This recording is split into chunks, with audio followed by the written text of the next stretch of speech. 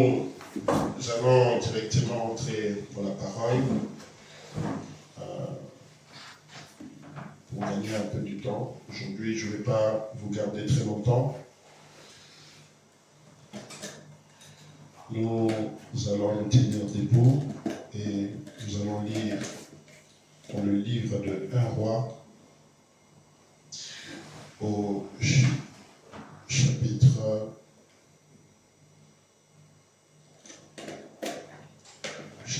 18.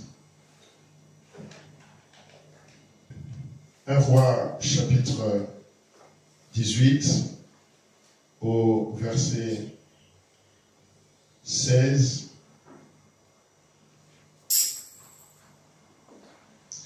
Abdias étant allé à la rencontre d'Akab, l'informa de la chose. Et Akab s'est rendu au-devant d'Élie. À peine Akab aperçut-il Élie qui lui dit, « Est-ce toi qui jettes le trouble en Israël ?» Élie répondit, « Je ne trouble point Israël, c'est toi au contraire et la maison de ton père, puisque vous avez abandonné les commandements de l'Éternel et que tu es allé après les Baals. Fais maintenant rassembler tout Israël auprès de moi à la montagne du Carmel et aussi les 450 prophètes de Baal et les 400 prophètes d'Astarté qui mangent à la table de Jézabel. » Akab envoya des messagers vers tous les enfants d'Israël et il rassembla les prophètes à la montagne du Carmel. Alors Élie s'approcha de tout le peuple et dit, « Jusqu'à quand clocherez-vous des deux côtés? Si l'Éternel est Dieu, allez après lui. Si c'est Baal, allez après lui. » Le peuple ne lui répondit rien. Nous pouvons aller au verset, nous allons descendre au verset 36. Au moment de la présentation de l'offrande, Élie, le prophète, s'avança et dit, « Éternel Dieu d'Abraham, d'Isaac et d'Israël, que l'on sache aujourd'hui que tu es Dieu en Israël, que je suis ton serviteur et que je fais toutes ces choses par ta parole.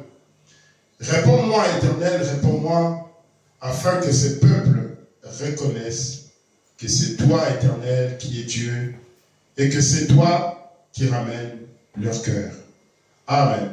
Amen. Vous pouvez vous asseoir. Seigneur Dieu, notre Père, merci pour la lecture de ta parole. Nous sommes arrivés à l'heure où nous voulons ouvrir tes Écritures. Nous te prions de venir parler à travers ces lèvres humaines pour que nous puissions être bénis, Seigneur. Bénis la lecture de ta parole. Dans le nom tout-puissant de notre Seigneur Jésus-Christ, nous avons ainsi prié. Amen. Amen. De revenir encore une fois de plus en ces lieux pour partager la parole de Dieu. Je vais demander aux enfants de ne pas déranger. Chemin, je vais te mettre là.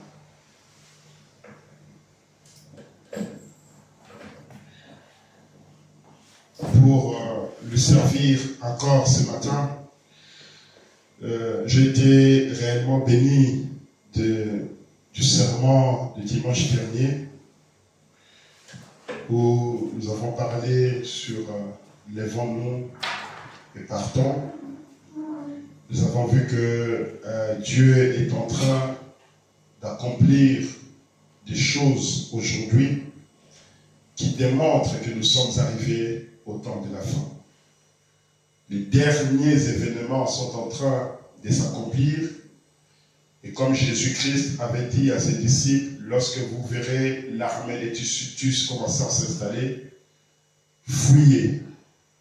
Et dans notre temps, aujourd'hui, le prophète avait vu des visions, et notamment il y avait 7 grandes visions en 1933, où le prophète avait commencé à dire que ce seront les événements qui vont marquer la fin pour les gens des gentils. Et nous sommes en train de voir que ces événements-là, ces prophéties-là, sont en train de s'accomplir. Au temps du prophète, il en avait déjà parlé de 5 qui s'étaient accomplis. Et donc, il en restait 2. Et le prophète pouvait nous dire, vous les jeunes, observez et vous verrez ces choses-là vont arriver. Et nous avons vu que aujourd'hui, nous avons maintenant une grande dame qui est belle de figure lors de l'investiture, je crois en 2020. Elle était habillée en violet, comme le prophète l'avait déjà prédit. Et aujourd'hui, nous sommes en train de voir que c'est cette même femme-là qui est en train de concourir pour devenir maintenant officiellement la première dame ou la première présidente des États-Unis. Donc, le prophète n'avait pas dit que cette femme-là s'appellerait Kamala Harris ou Hillary Clinton ou ceci, cela. Mais le prophète avait dit, observez, ça sera une dame et elle va s'habiller en violet. Elle va donner l'apparence comme si c'est une femme merveilleuse, une bonne femme, mais son cœur, elle a un mauvais cœur. Et en essayant de regarder un peu l'histoire de cette femme ici, qui est un mélange, qui vient d'un mélange d'un papa jamaïcain et d'une mère indienne. Et ce couple-là s'était séparé, divorcé. Et cette femme-là a grandi dans des milieux à un moment donné. Donc elle a travaillé, elle est devenue une grande dame, un procureur, quelque chose comme ça. Et elle a soutenu le mariage homosexuel, elle a défendu l'avortement et tout un tas de trucs. Donc, tous ces signes-là nous montrent que nous sommes arrivés à la fin. Alors aujourd'hui, je voulais que nous puissions partager un grand sermon, mais aujourd'hui, ça sera juste un petit sermon que je veux intituler « C'est l'Éternel qui ramène nos cœurs ». C'est l'Éternel qui ramène nos cœurs. Nous avons vu ici dans 1 Roi chapitre 18, où nous venons de lire, la Bible nous dit que au verset 37, Élie était en train de prier. Et lorsque Élie priait, il va dire, réponds-moi, Éternel, réponds-moi, afin que ce peuple reconnaisse que c'est toi, Éternel, qui es Dieu, et que c'est toi qui ramènes leur cœur. Amen. Amen. C'est toi, Éternel, qui ramène leur cœur. Généralement, nous voyons aujourd'hui, et comme ça a été déjà dans le passé, que Dieu ne peut pas, on ne peut pas voir Dieu. Dieu est esprit. Et c'est Dieu qui a créé cet univers. C'est notre Dieu qui a créé les cieux et la terre. C'est notre Dieu qui a créé les hommes et les femmes. Mais ce Dieu-là est invisible. Un jour, Moïse était là. Il va dire à Dieu, mais moi j'aimerais te voir. Et Dieu va lui dire, personne ne peut me voir et vivre. Mais je veux mettre ma main sur toi et je vais traverser ou je vais passer et tu ne me verras pas, mais tu verras juste mon dos. Et lorsque Moïse était là et le voit Dieu passer, il voit que c'était l'image d'un homme. C'était le dos d'un homme. Alors nous voyons que Dieu va prendre la forme d'un être humain. Dieu va prendre la forme d'un homme. Et le prophète nous dit que Dieu utilise des hommes. Lorsqu'il a voulu libérer les enfants d'Israël, il est allé voir Moïse. Et il a dit à Moïse, lève-toi, mets tes souliers, et tu vas aller en Égypte pour libérer les enfants d'Israël. Mais Moïse va lui dire, mais moi je ne sais pas parler. Moi je ne suis pas capable. Moi je ne suis pas prêt. Et Pharaon c'est un grand monsieur. L'Égypte c'est une grande nation. Mais comment je peux aller libérer ton peuple? Dieu va lui dire, alors je vais te donner des signes. Tu as un bâton, tu vas jeter le bâton par terre, tu vas mettre ta main dans ton cœur. Et il y avait des signes que Moïse a pu produire, que Dieu lui avait dit, et il a été convaincu que maintenant il pouvait aller. Alors lorsqu'il est allé, il arrive en Égypte, il va parler aux Égyptiens, il va parler au peuple d'Israël pour leur dire que Dieu m'a envoyé pour venir vous sortir de cette situation de l'esclavagisme. Mais le peuple ne croyait pas. Le peuple ne croyait pas. Il se disait, mais non, ce n'est pas Moïse, mais tu es venu. Et maintenant, tu lui as dit à Pharaon que tu es venu pour nous libérer. Et Pharaon, cela ne l'a pas plu. Que nous, les esclaves, qui travaillons, qui faisons un grand travail ici en Égypte, nous puissions partir comme ça. Moïse, tu as rendu notre image ignoble auprès de Pharaon. Maintenant, Pharaon nous impose beaucoup de travail. Tu regardais ça dans l'Exode, je crois, 19 ou quelque chose comme ça. Tu as rendu notre image ignoble auprès de Pharaon. Pharaon maintenant nous impose beaucoup de travail. Et les tâches même que les Égyptiens faisaient pour aider les enfants d'Israël, notamment aller chercher la paille, le brique, des choses comme ça, Pharaon va dire, maintenant c'est aux enfants d'Israël eux-mêmes qui doivent aller chercher les briques. Ils nous ont rendu leur travail beaucoup plus difficile. Pharaon dit, dans la foi est une ferme assurance, de 12 avril 1947, il dit, et maintenant, écoutez, maintenant venons-en très vite à mon texte afin que nous puissions nous dépêcher. Dieu a rendu témoignage à l'offrande d'Abel. Dieu rend toujours témoignage à ses dons. Est-ce vrai? Maintenant, je veux que vous remarquiez que lorsque les enfants d'Israël étaient en esclavage pendant 420 ans, là en Égypte, amené par Joseph, quand il était descendu, ou plutôt un pharaon qui n'avait point connu Joseph, et alors le peuple est entré dans l'esclavage, et ils ont eu à construire des maisons en paille, des briques et du matériel en paille et en chaume.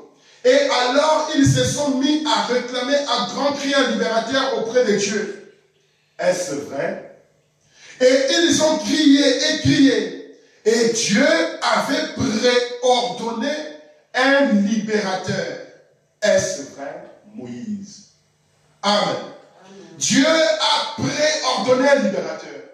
Dieu a préparé un homme pour qu'il parte les libérer. Pour qu'il parte maintenant le faire sortir de cette condition d'esclavage où ils étaient. Dans cette condition de misère où ils étaient. Parce qu'ils étaient en train de pleurer. Ils étaient en train de crier à Dieu. Jusqu'à quand ça s'est passé. Leur condition s'était vraiment rétrogradée. La condition était devenue tellement difficile. Et le prophète qui continue dit, et quand Moïse a atteint l'âge de maturité, il est sorti, a vu 2 Égyptiens maltraiter un Hébreu. Et il a tué les Égyptiens et les a enterrés. Et le lendemain, quand il a rencontré les Hébreux qui s'évadaient, ils lui ont dit, eh bien, veux-tu nous tuer comme tu as tué l'Égyptien? Il vient, il trouve un Égyptien en train de battre un Israélite. Lui qui, depuis sa naissance, sa mère est en train de lui dire, tu n'es pas un Égyptien. Tu es un Hébreu. Tu es né sous un signe. Tu es né d'une manière particulière. Et maintenant, Moïse, il se retrouve dans l'âge de la maturité, au milieu de son peuple, esclave. Il savait que moi, je fais partie de ce groupe des esclaves. Et il trouve maintenant un Égyptien en train de battre un Hébreu. Il vient, il défend l'Hébreu. Il va tuer l'Égyptien. Et il va enterrer l'Égyptien. Le lendemain, il vient, il trouve ses frères en train de se disputer. Maintenant, il vient pour les réconcilier. Il vient pour leur parler. Mais remarquez que les frères ont dit à Moïse, veux-tu nous tuer comme tu as tué notre frère égyptien? Maintenant, l'Égyptien est devenu comme leur frère. Et pourtant, c'est quelqu'un qui le maltraitait. Mais pourquoi? Parce qu'ils ne reconnaissaient pas qui était Moïse pour eux. Ils ne savaient pas l'intérêt qu'ils devraient tirer en recevant Moïse. Le lendemain, quand il a rencontré des Hébreux s'ébattés, ils lui ont dit, eh bien, veux-tu le tuer comme tu as tué l'Égyptien? Maintenant, écoutez. On leur dit, maintenant, écoutez. Soyez tranquilles. Moïse, le libérateur même, le don de Dieu au peuple, ils ne l'ont pas compris. Amen. Moïse, le libérateur même, le prophète même que Dieu a envoyé pour délivrer son peuple, le don même que Dieu a envoyé pour libérer son peuple, et les gens ne l'ont pas compris. Mais moi, j'aimerais vous dire que aujourd'hui, Dieu nous a envoyé élu le prophète. Et c'est lui qui ramène nos cœurs. Si simplement les Égyptiens pouvaient, les Hébreux là pouvaient comprendre que c'est Moïse ici, c'est le don de Dieu que Dieu nous a envoyé. C'est le libérateur. Il est venu pour nous délivrer. Si simplement ils pouvaient comprendre cela, ils n'auraient pas agi tel qu'ils avaient agi là. Ils n'auraient pas agi tel qu'ils avaient agi. Ils auraient dit, oh, notre précieux frère Moïse, vraiment fais quelque chose pour nous libérer ici. Ils seraient prudents, ils seraient prêts à soutenir l'œuvre de Moïse, à soutenir les efforts de Moïse pour eux. Mais ils ne l'ont pas compris. Et frère Madame qui continue. Maintenant, écoutez, soyez tranquilles. Moïse, le libérateur même, le don de Dieu au peuple, ils ne l'ont pas compris. Voyez-vous ce que je veux dire? Ils n'ont pas compris Moïse. Et Moïse se disait qu'assurément ils comprendraient qu'il était le don qui leur était envoyé pour les délivrer. Moïse, lui, en tant qu'être humain, il se disait, ah, quand je vais aller, je vais prêcher la parole, je vais parler à ces gens-là, et ils vont croire, ils vont comprendre, ils vont m'accepter, ils vont me recevoir. Mais ils ne l'ont pas compris. Amen. C'est terrible. Quand Dieu peut nous envoyer un don, quand Dieu peut nous envoyer un prophète, quand Dieu peut nous envoyer un serviteur de Dieu, quand Dieu peut nous envoyer quelqu'un pour nous faire sortir d'une condition, mais que nous n'avons pas le discernement de comprendre que cette personne ici, c'est réellement l'homme que Dieu a envoyé, alors nous perdons nos privilèges. Nous perdons la grâce. Nous perdons notre chance. Vous imaginez un monsieur qui a peut-être une certaine maladie et qui veut aller à l'hôpital. Et elle arrive à l'hôpital, on le diagnostique. On dit que monsieur, vous avez cette maladie, par exemple du cancer. Vous avez une maladie de l'hypertension. Vous avez une certaine maladie. Mais si vous restez dans cette condition, vous allez mourir. Alors moi je vous prescris un médicament. Moi je vous prescris ce médicament. Prenez cela et vous vivrez. Il y a un ami là, des amis congolais là que nous avons fait connaissance. Il m'a dit une fois, il me dit quand je suis arrivé dans ce pays, je sentais que mon cœur battait vite. Alors je suis allé voir un médecin. Le médecin m'a dit, ton cœur il bat vite. Prends ce médicament et tu vas voir que ça ira bien. Et lui, il rentre chez lui à la maison. Au lieu de prendre les médicaments, il refuse de prendre les médicaments. Et le cœur continue à battre, à battre, à battre. Et le médecin qui lui dit, il dit, est-ce que as-tu pris le médicament? Il dit, non, je n'ai pas pris le médicament. Le médecin qui va lui dire, si tu ne prends pas ce médicament-là, tu vas mourir. Si tu ne le prends pas, tu mourras. Et le monsieur, il rentre chez lui, il va prendre le médicament, il me dit 2 semaines après, le cœur s'est apaisé. Pourquoi? Parce que Dieu a mis devant nous, Dieu a mis parmi nous des gens qui peuvent nous aider, des gens qui peuvent nous accompagner, des gens qui peuvent nous bénir, des gens qui peuvent nous aider dans une situation. Mais si notre manière d'être, si nous refusons de recevoir ces gens-là, si notre attitude est contraire ou elle n'est pas bonne, nous allons perdre nos privilèges. Nous allons perdre notre chance. Nous allons perdre cette grâce que Dieu nous a accordée. Vous voyez le prophète qui continue, dit, et maintenant les amis, ne me comprenez pas mal. Puis-je dire ceci avec révérence dans mon cœur, sachant que je vais dans l'éternité, que je comparaîtrai un jour en jugement. Des milliers de gens manquent de reconnaître leurs dons. Amen. Des milliers de gens manquent de reconnaître leurs dons. En ces temps de la fin, Dieu nous a envoyé un don. Et c'est le prophète de Dieu, William Marion Branham. C'est lui que Dieu nous a envoyé pour nous ouvrir les yeux. Pour que nous puissions voir que voilà les événements qui sont en train de s'accomplir, qui marquent la fin pour les gentils. Voilà les événements. C'est Branham qui nous dit ça. Et nous dit, voilà les 7 visions qui vont marquer la fin.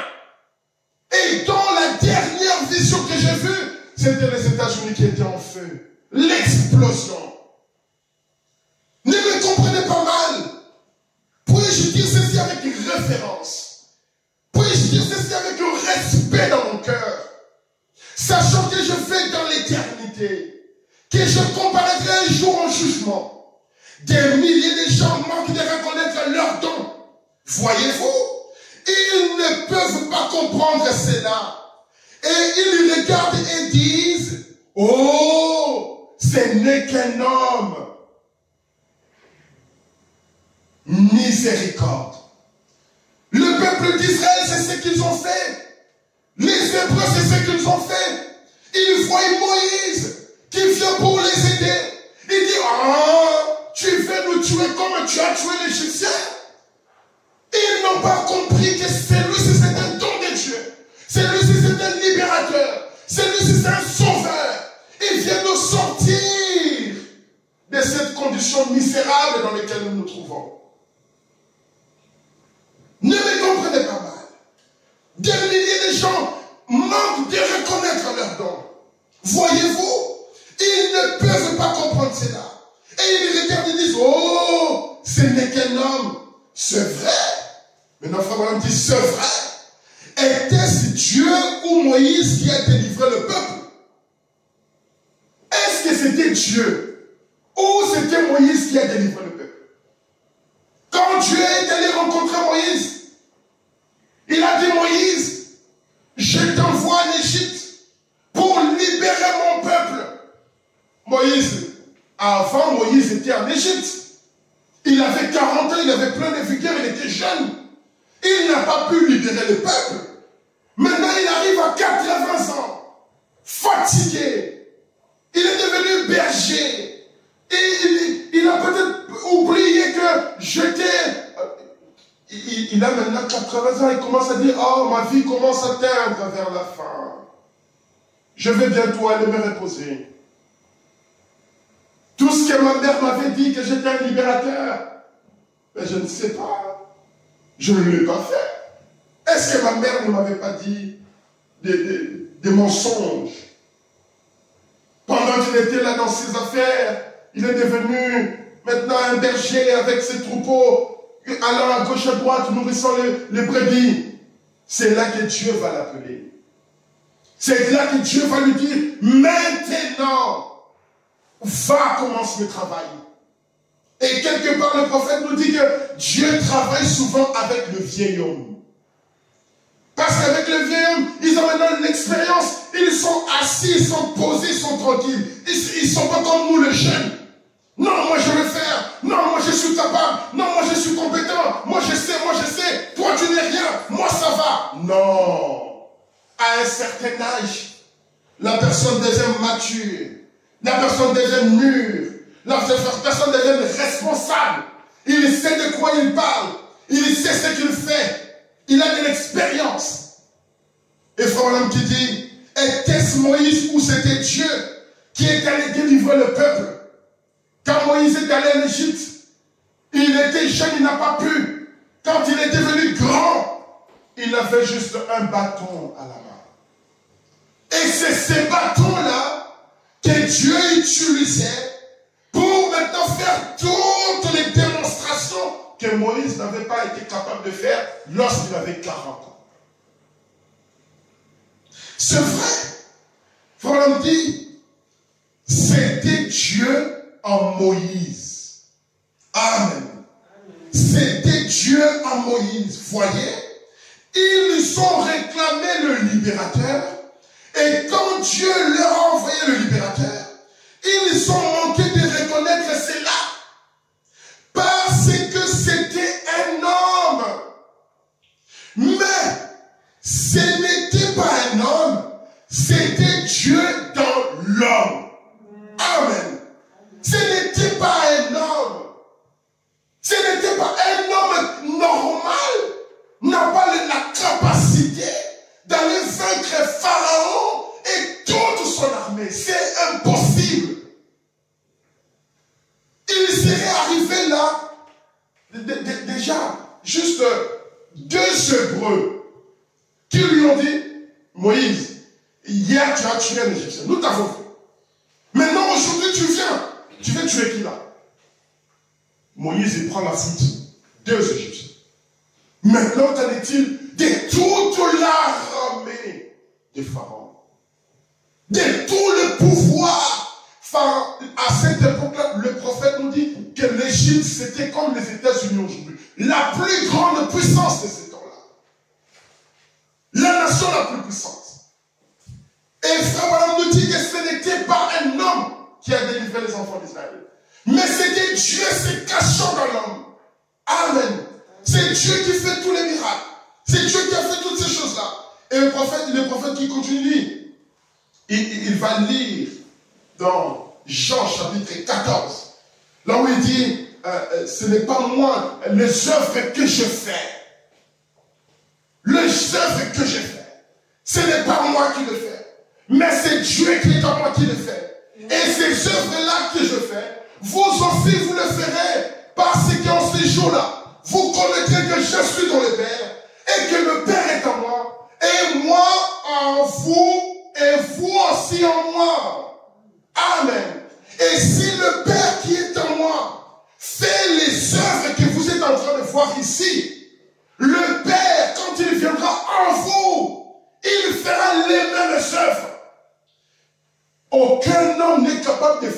ces œuvres-là par lui-même. Il faut que ce soit Dieu. Et quand vous voyez ces œuvres-là, sachez que ce n'est pas un homme, mais c'est Dieu. C'est même le caractéristique de Dieu. C'est ça qui montre que c'est Dieu. Amen. Et le prophète qui continue dit, vous voyez, mais il était le don de Dieu pour le monde. Dieu l'a donné pour vous et moi. Amen. Dieu l'a donné pour vous et moi. N'êtes-vous pas heureux de cela? Écoutez, c'est Dieu qui l'a donné. Eh bien, alors les gens qui croient, oh ça c'est merveilleux ça. On dit, eh bien, alors les gens qui croient que ce Dieu qui l'a donné peuvent être sauvés. Amen. Oh my. C'est Dieu qui ramène les cœurs. Quand vous voyez un prophète, quand vous voyez un homme de Dieu qui est en train de faire des choses hors de mortels, hors des communs de mortels, comprenez que c'est Dieu qui est là. Et il ne le fait pas ça par hasard. Il le fait pour ramener ton cœur. Moïse est allé en Égypte pour prendre les enfants d'Israël, les sortir de l'Égypte pour aller adorer leur Dieu dans la liberté. Pour ramener le cœur des enfants d'Israël à leur Dieu. Pour qu'ils aillent adorer leur Dieu. Malachie chapitre 4. Souviens-toi de la loi de Moïse. Voici l'Élie des prophètes vient. Il va prendre le cœur des pères. Il va ramener aux enfants.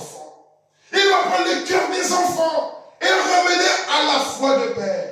Et quand vous voyez Élie le prophète, c'est Dieu ramenant nos cœurs vers lui. Amen. C'est Dieu qui fait ces choses.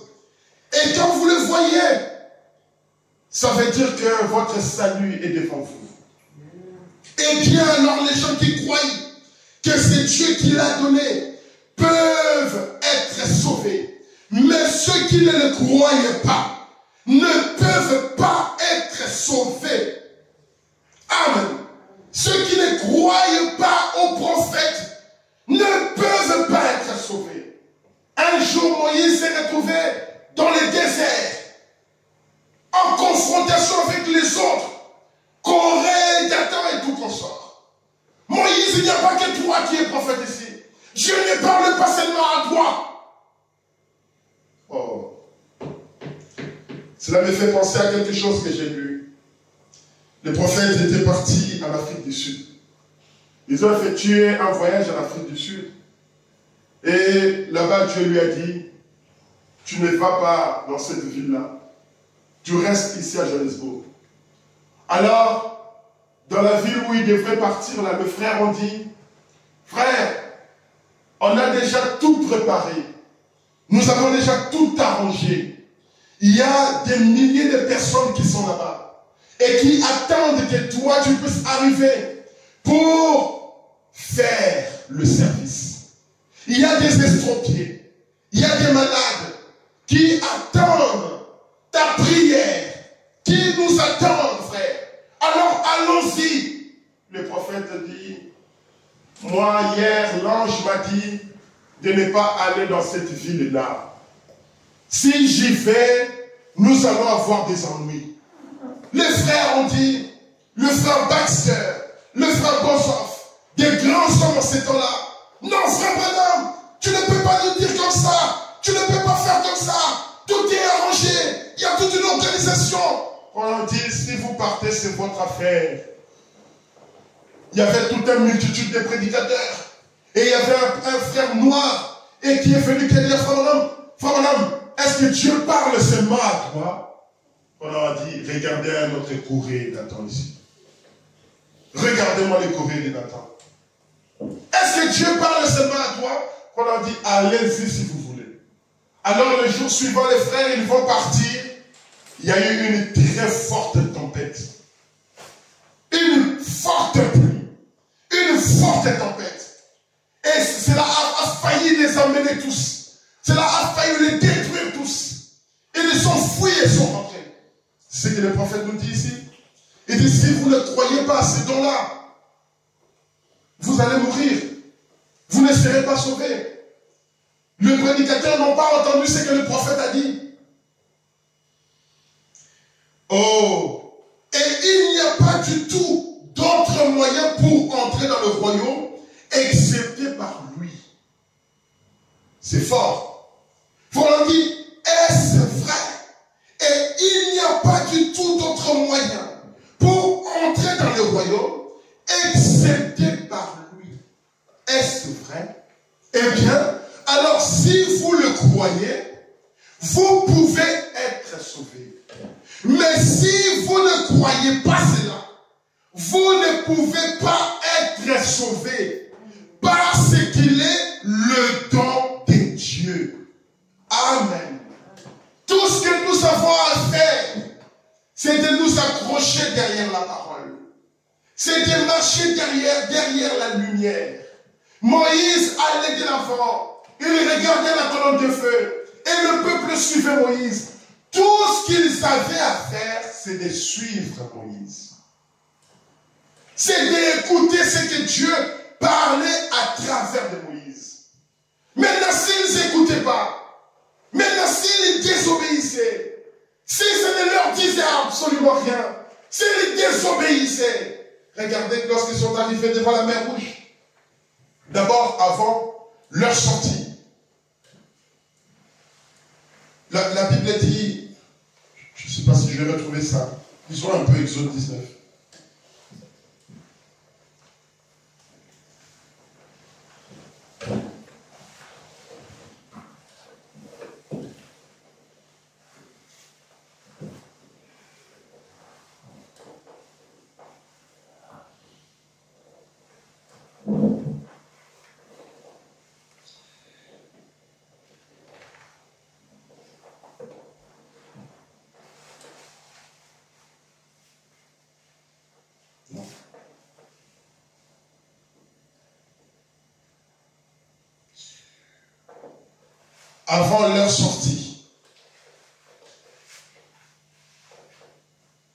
Avant leur sortie, en Égypte, Dieu a dit aux enfants, ça ne marche pas, c'est pas grave.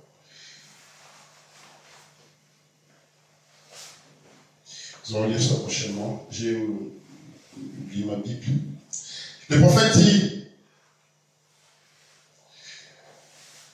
eh bien, si vous croyez, vous pouvez être sauvés. Mais si vous ne croyez pas cela, vous ne pouvez pas être sauvés parce qu'il est le don de Dieu.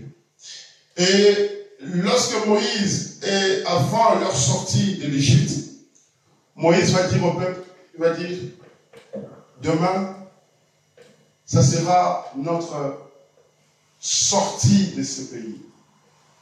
Mais cette nuit, vous allez appliquer le signe sur le mur, sur le poteau, devant vos portes. Et l'ange de la mort va traverser. La maison où il n'y aura pas le signe du sang, l'ange va tuer le premier-né dans cette maison-là. Amen.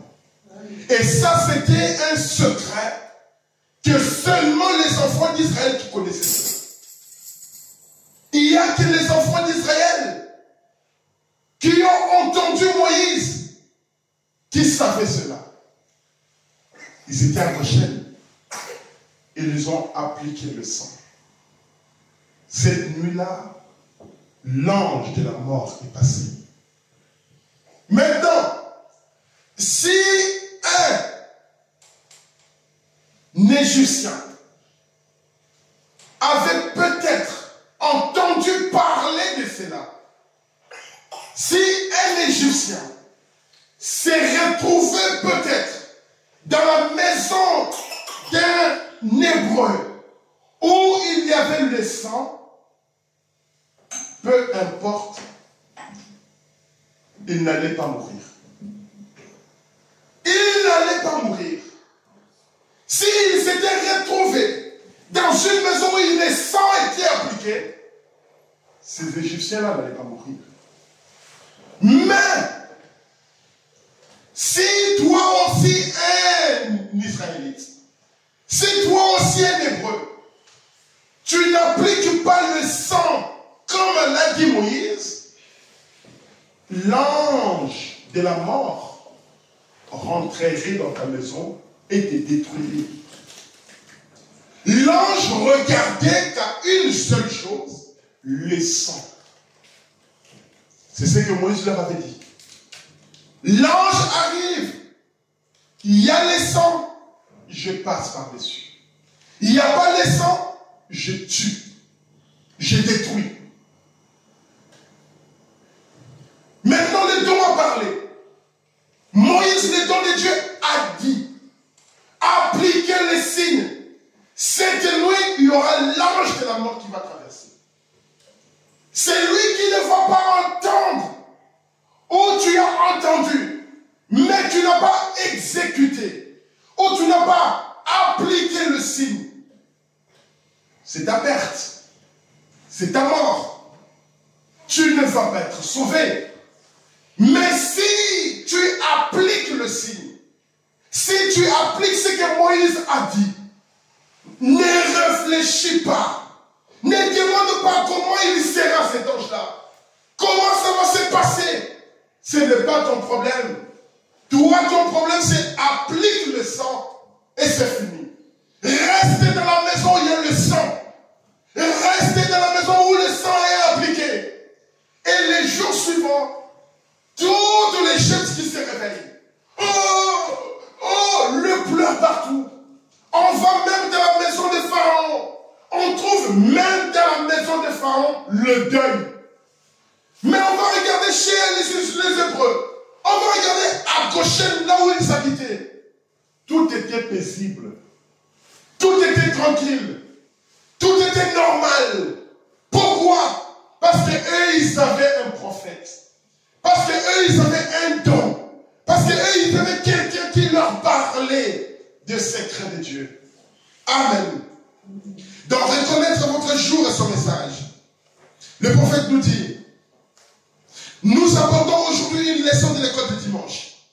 Je veux que vous preniez conscience et que vous reconnaissiez le temps dans lequel nous vivons. Le temps est presque écoulé pour nous, comme vous le savez. Vous savez, ça c'était en 64. Le prophète nous dit, le temps est presque écoulé pour nous. Maintenant, aujourd'hui, nous sommes 2024. Regardez le temps que ça a mis. Qu'est-ce que nous pouvons dire aujourd'hui? Si le prophète dans son jour, il pouvait dire, le temps est presque écoulé pour nous. Nous sommes en train de vivre un temps d'emprunt. Notre temps est déjà écoulé. Le prophète nous dit, comme vous le voyez. Et alors par là, vous devriez reconnaître avec précision. Comme on dit, vous devriez reconnaître avec précision. Et le temps, et le signe, et le message que vous devez recevoir. Amen. Vous devez reconnaître le temps dans lequel vous vivez. Vous devez reconnaître le signe et le message que vous devez recevoir.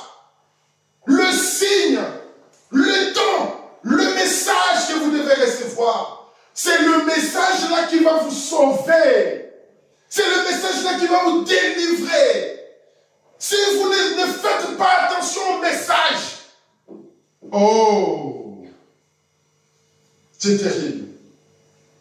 Si vous ne faites pas attention à l'avertissement, au message, au temps dans lequel nous vivons, nous serons perdus. Maintenant, remarquez encore, on dit, les 7 sceaux. Et je ne me doutais pas, le loin du monde, que c'est ce qu'il en serait. Ici au tabernacle, il en a parlé. Et il m'a envoyé à Tucson, en Arizona. Je vous avais annoncé tout ce qui arriverait. Et il y a des hommes ici présents aujourd'hui qui étaient là et qui ont vu la chose arriver. Amen. Exactement telle qu'elle avait été prédite ici. Que cet ange viendrait. Amen. Il a été prédit que cet ange viendrait. Ça a été déjà prédit, le prophète dit, ça a été déjà prédit que cet ange viendrait. Dans le message, messieurs, quelle heure est-il? Le prophète en parle. Il dit que ces anges viendraient. Écoutez, il dit ensuite, les journaux ont diffusé cela. Les magazines aussi d'un bout à l'autre du pays. Un mystérieux cercle de lumière sous la forme d'une pyramide, exactement comme je l'avais dessiné ici pour vous montrer. Là,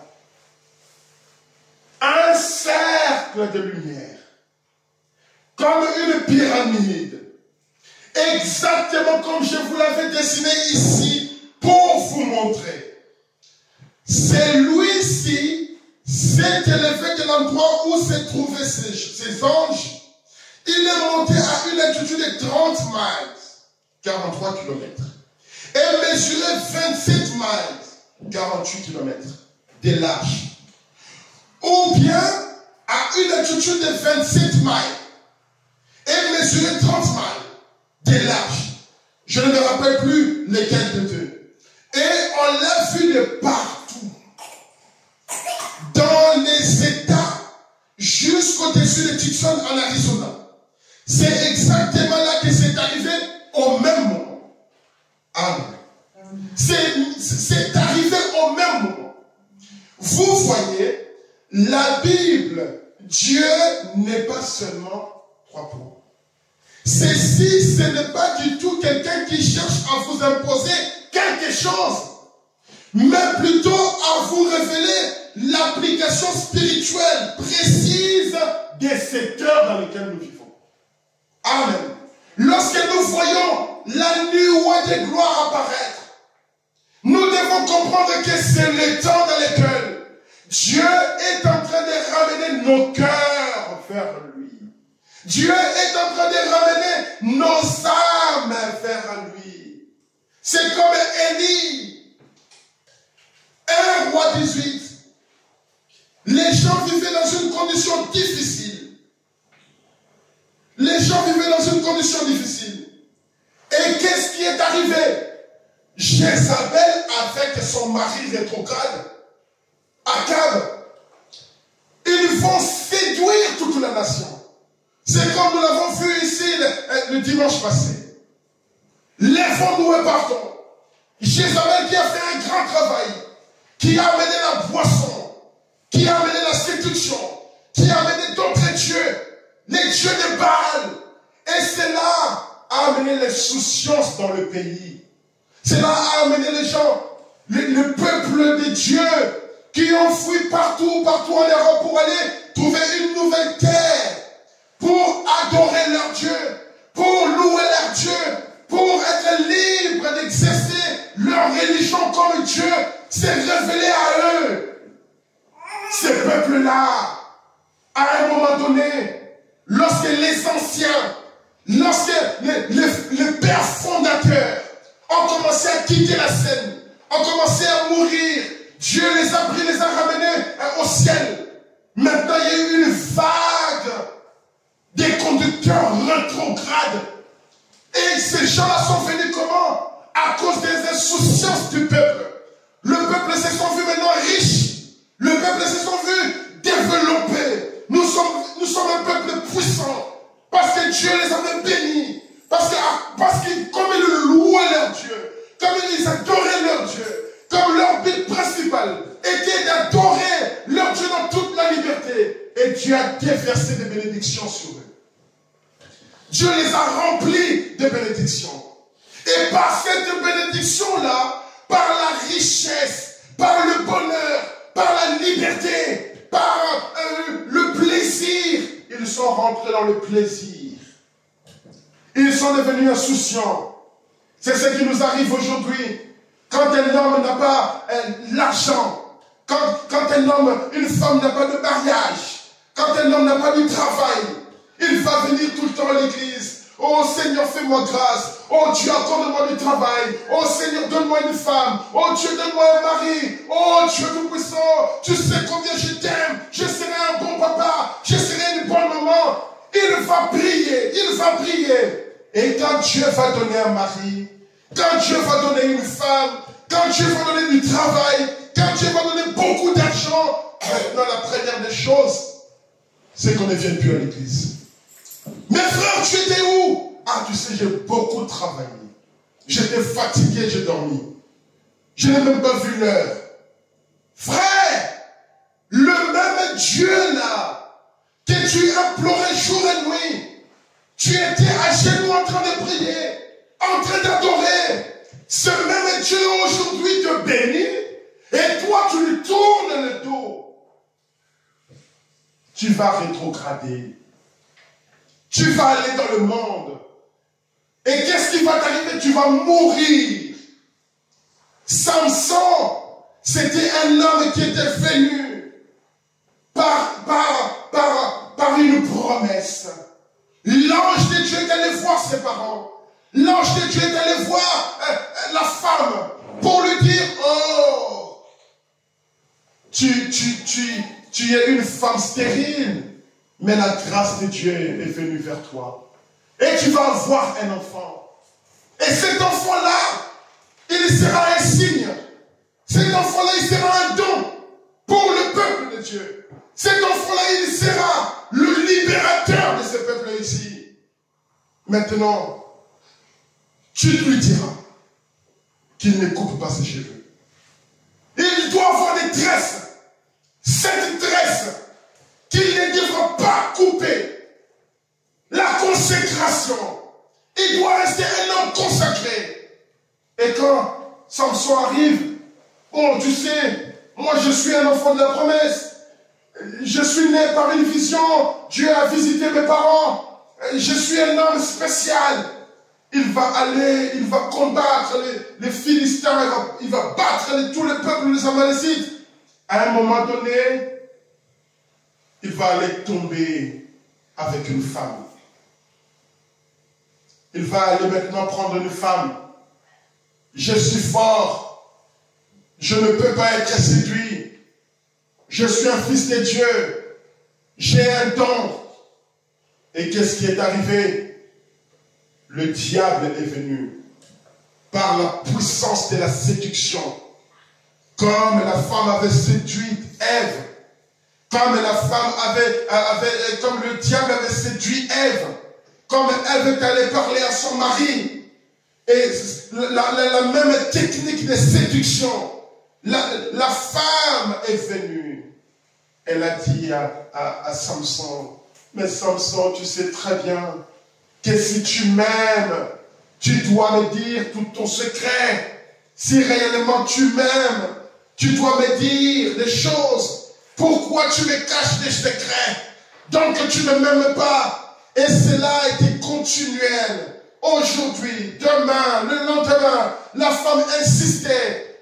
Pendant que Samson était là. Et il pouvait dire à la femme, non, si tu me lis, si tu me fais ceci, si tu me fermes les yeux. Il essayait de cacher le secret. Mais à un moment donné, par la puissance de la séduction, Samson a vendu son secret. Et la femme en a profité pour tuer, pour détruire. La première des choses, vous savez ce qu'ils ont fait? Ils l'ont crevé les yeux. Ils l'ont crevé les yeux. Amen. Parce que Samson n'a pas gardé la parole. Mais malgré cette condition dans laquelle Samson se retrouve, le diable peut te dire, je t'ai eu, je vais te faire tomber, je vais te montrer comment je suis fort. Mais tu es toujours un fils de Dieu, tu es toujours une fille de Dieu, Tu peux faillir dans le corps. Tu peux faillir dans la chair. Mais ton âme, si réellement tu es un fils de Dieu, si réellement tu es une fille de Dieu, Dieu va te faire grâce. Et Samson, à ce moment-là, il pouvait toucher les cheveux. Il a dit à ce jeune homme qui le conduisait, il dit, mets-moi entre les deux poteaux. Et il pouvait toucher ses cheveux et dire, sentir encore ses cheveux qui poussaient, il pouvait dire, encore une fois Seigneur, je suis ton don, je suis ton fils, prouve maintenant que tu es Dieu et que je meurs avec tous ces Philistins. Amen. Oh, le prophète, il dit, cette colonne de feu, je ne cherche pas à vous imposer quelque chose. Cette nuée de gloire, je ne cherche pas à vous l'imposer, mais plutôt à vous révéler l'application spirituelle précise des secteurs. C'est Dieu qui vient ramener nos cœurs. C'est Dieu qui vient pour nous sauver. C'est Dieu qui vient pour nous délivrer. C'est Dieu qui vient pour ramener nos cœurs vers lui, dans la communion, alors qu'aujourd'hui le monde a abandonné la parole, pour suivre le siècle présent, pour suivre la mode. Tout le monde est devenu populaire. Tout le monde peut devenir une star à cause des réseaux sociaux. Mais Dieu, notre Créateur, il vient lui-même dans la nuée pour chercher ses enfants. Et quand cette nuée ici arrive, comme Élie qui s'est retrouvé en face avec les adversaires, il a dit à Jézabel, il a dit à Akab, dis maintenant toi, va chercher tous tes prophètes de Baal là. Venez ici et nous allons voir qui c'est qui a le vrai Dieu. Qui c'est qui a le véritable Dieu. Et Akab qui va venir avec tous les 400 prophètes de Baal, avec tous ces 450 prophètes d'Astarté, ils vont se mettre là, ils vont crier, oh notre Dieu Baal, oh notre Dieu Baal, fais quelque chose, montre-toi que tu es Dieu. Ils ont crié du matin jusqu'au soir, il n'y avait rien du tout. Ils ont crié, le Dieu de Baal n'a même pas pu répondre. Pendant ce temps-là, Élie était en train de ricaner, de se moquer d'eux, pour dire, mais priez encore, peut-être il est en train de dormir. Priez encore, peut-être qu'il est en voyage. Peut-être qu'il va vous entendre, il va revenir vite. Mais le Dieu là n'a pas répondu. Mais Élie pouvait dire aux enfants d'Israël, mais maintenant les amis, vous devez choisir entre Dieu ou Baal. Choisissez qui vous voulez adorer. Ne restez pas un pied dedans, un pied dehors. Ne soyez pas des gens de la Laodicée qui sont ni chauds ni froids, qui veulent venir à l'église et en même temps aller dans le monde. Qui veulent le monde et l'église. L'église et le monde associés. C'est l'âge dans lequel nous vivons. Nous venons à l'église, mais nous rentrons à la maison. Nous écoutons n'importe quel genre de musique. Nous regardons n'importe quel genre de vidéo. C'est pour ça notre attitude, et nous avons une attitude colérique aujourd'hui. Il suffit que quelqu'un te dise quelque chose, tu t'enflammes. Il suffit que quelqu'un te parle d'un truc, tu t'énerves. Des rancuniers. Mais un pied dedans, un pied dehors. Laodicée. Pendant qu'ils ont crié, oh Dieu de Baal, oh Dieu de Baal, oh Dieu de Baal, du matin jusqu'au soir, il n'y avait rien. Mais Élie, le soir étant arrivé, il va dire, maintenant c'est à mon tour les amis. Laissez-moi maintenant faire les choses telles que le Dieu vivant m'a dit, pour que vous puissiez voir que je ne suis pas venu par moi-même. Je suis venu parce que votre Dieu cherche à ramener vos cœurs vers lui. Votre Dieu veut ramener vos âmes vers lui. Dans une véritable adoration. Dans une véritable adoration. Dans une véritable sincère communion. Oh, Élie est là. Il va restaurer l'autel. Il va rebâtir l'autel. Il va couper l'offrande. Il va dire, mettez de l'eau. Les autres sont là. Mais, Élie, nous voulons le feu. Toi, tu mets encore de l'eau. Il dit, mettez-moi de l'eau. Car le sacrifice doit être lavé.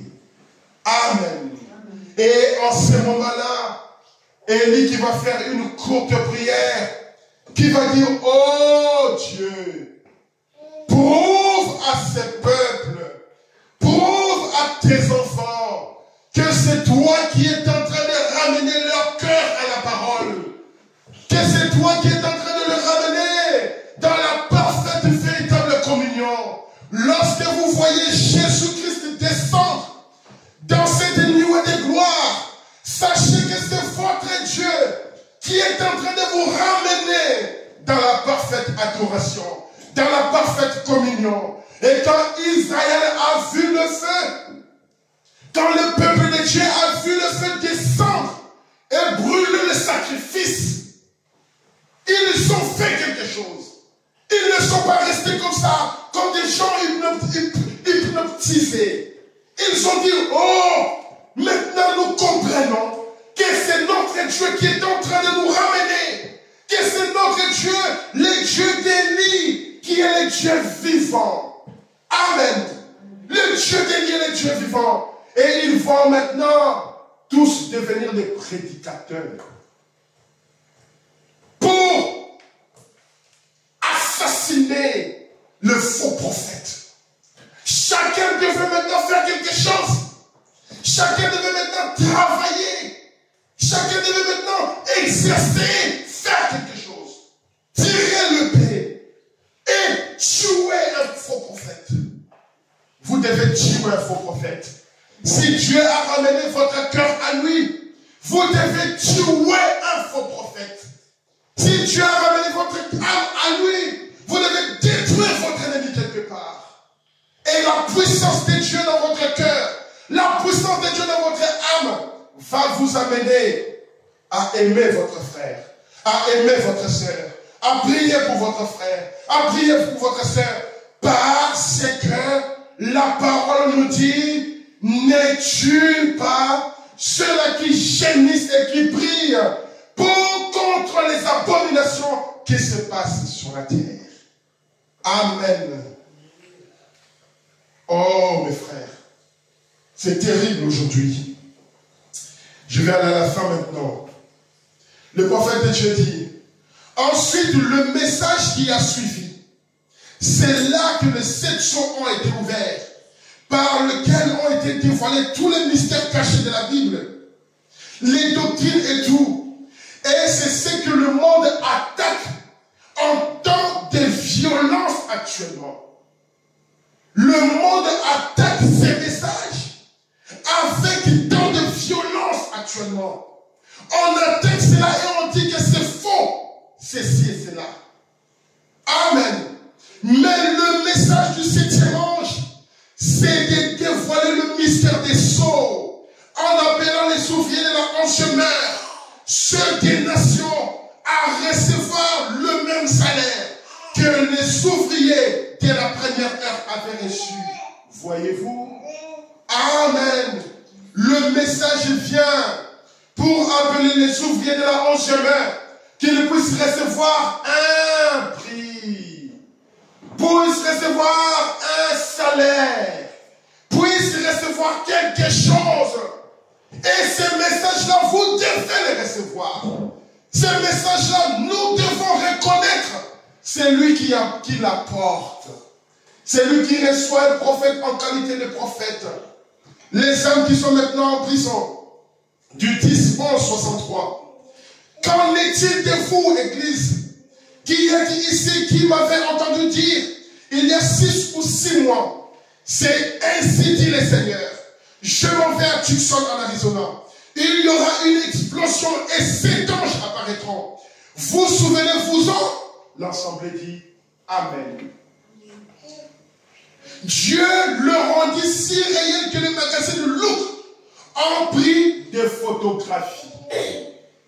Le spirituel, écoutez, le spirituel, vu d'avance, a été matérialisé exactement de la même façon.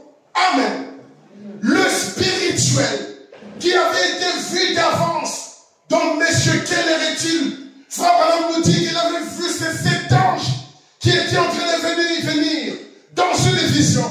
Et maintenant le prophète nous dit dans les âmes qui sont maintenant en prison, il dit le spirituel vu d'avance a été matérialisé exactement de la même façon. Les 7 anges qui ont apporté l'accomplissement de toutes les Écritures. Amen. Le 7 anges, la nuée de gloire, qui est venu pour accomplir l'accomplissement de toutes les Écritures. En effet, tous les mystères de la Bible entière se trouvent dans les 7 sceaux. Tous les mystères de la Bible entière se trouvent dans les 7 sceaux. Nous savons cela. Le livre est scellé. C'est le mystère de tout le livre caché dans les 7 sceaux que le Seigneur nous a permis d'apporter. Il y a des hommes assis ici aujourd'hui qui étaient juste là présents avec moi quand cela arriva. Le magazine de Luc le prouva également, disant que c'était effectivement arrivé. En effet, c'est Dieu qui l'avait annoncé. Amen. En effet, c'est Dieu qui l'avait annoncé. C'est Dieu qui se tient derrière sa parole pour l'accomplir quand il a annoncé qu'il le ferait. C'est pourquoi ce n'est pas un homme. C'est pourquoi ce n'est pas un homme. Ce n'est pas un homme. Une personne charnelle comme moi qui est au milieu de vous. C'est le Dieu éternel. Amen. Amen. Ce n'est pas un homme charnel comme moi qui est au milieu de vous, mais c'est le Dieu éternel. Il utilise l'homme, c'est vrai. Il ne fait rien en dehors de ce qu'il fait par l'homme. Nous savons cela. Lui, il est son agent. L'homme, c'est un agent de Dieu. Mais celui qui fait le travail, c'est Dieu lui-même. C'est lui qui l'a choisi. Pourquoi? Je ne sais pas. Pourquoi Dieu a-t-il choisi un homme? Je ne sais pas. Mais l'homme, c'est l'agent de Dieu. Quand vous voyez un homme, ne regardez pas la chair, mais que Dieu puisse vous ouvrir les yeux spirituels pour que vous puissiez comprendre qu'est-ce qu'il y a derrière l'homme. Ce n'est pas un homme, mais c'est le Dieu éternel qui fait ces choses. Et quand vous voyez que Dieu est en train d'accomplir sa parole, comme notre prophète l'a dit ici, le spirituel vu d'avance est devenu matériel. Maintenant, les photographes pouvaient prendre des photos. Luke, il pouvait prendre des photos. Life pouvait prendre des photos. Time pouvait prendre des photos. Les 3 témoins ont pris des photos. Nous avons ces photos ici. C'est la preuve que notre Dieu est réel. C'est la preuve que notre Dieu est vivant. Et si nous nous accrochons à ce don que Dieu nous a envoyé, alors Dieu ramènera nos cœurs vers lui. Amen. Que Dieu vous bénisse.